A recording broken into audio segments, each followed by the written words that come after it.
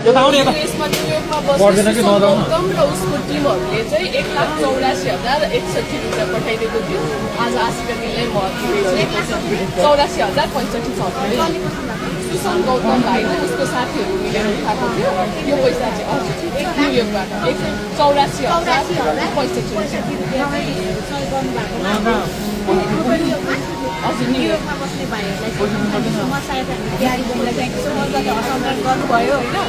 अनि यो पैसा कहाँ जान्छ भनेर तपाईँहरूले चाहिँ पेजमा अपडेट हेर्दै गर्नु होला होइन। यो चाहिँ अब हामी चाहिँ एकैचोटि एउटैलाई गरेर दिँदैनौँ, हेरी सायद एकजना आमाले मलाई कल गर्नु भएको छ, जो जेठी भाइ बित्नु भयो, मृतकको परिवारले मलाई कल गर्नु भएको छ।